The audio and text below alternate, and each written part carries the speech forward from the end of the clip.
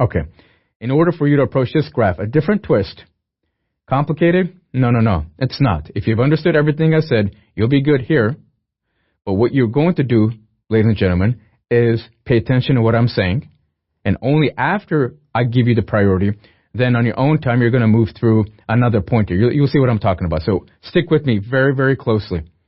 Here, we have the x-axis.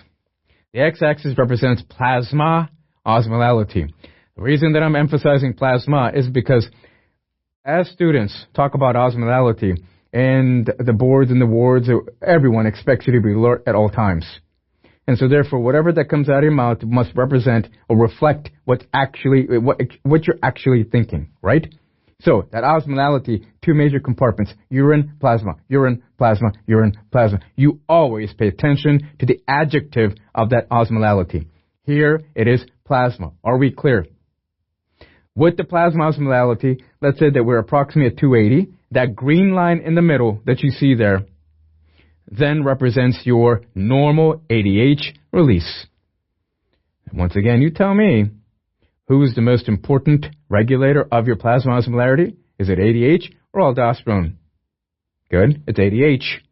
So as you move up the x-axis, 280, 290, 300, 310, I'm not going to go as far as 310, let's go to about 300. You'll notice that there's a linear increase in plasma ADH release, as it should be. Now, take a look at this. Why in the world did your ADH release so significantly increase when you had only a little bit of change in plasma osmolarity? This is the red line. Now, this is the most important point that you want to take out of this. Once you've understood this, I am not going to cover the 10% decrease in volume. I will, however, talk about the 10% decrease in volume and pressure and as to what kind of effect it then has on ADH. If you're going to lose greater than 10% of your volume, what does this mean to you? Massive hemorrhage, we have hypovolemic shock, don't we not? You're going to have a crossover effect in which you have angiotensin II, which is also going to stimulate the posterior pituitary to release ADH. So now, what ends up happening? Even at low levels of plasma osmolarity, at 270? At 270, let's say that the lower normal limit is 275. And if you had a low, even before we begin, listen, say that you had low plasma osmolarity. What should normally be your ADH release? Take a look at the normal, the green line, come all the way to the bottom, come less than 280. You start coming less than 280, where are you? You're at 0. So that would mean that if you're less than 280, you should not be releasing any ADH. Correct? So why in the world at 270 do I have such a spike? Take a look at the red line. Why do I have such a spike in ADH? Because of massive loss of volume. And this would then, as I said, the volume takes precedence over the osmolarity, even though it's decreased, so that you can raise that blood pressure. Once you've understood that, you can then move on. If you want, you may then take a look at the other side here, where we have a 10% increase. But at this point, it's much more important that you pay attention to the red line.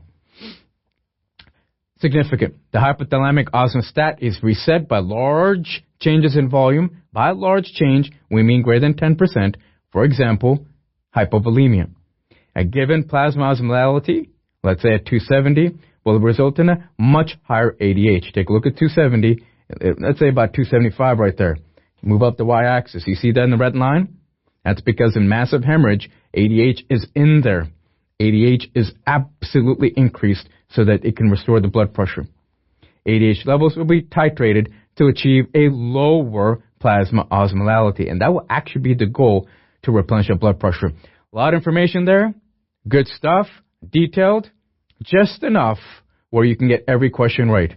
It's just enough so that it has you thinking, so you put in the physio and the pathology, and you're able to properly manage your patient and know what the heck is going on when you get labs and required to properly interpret.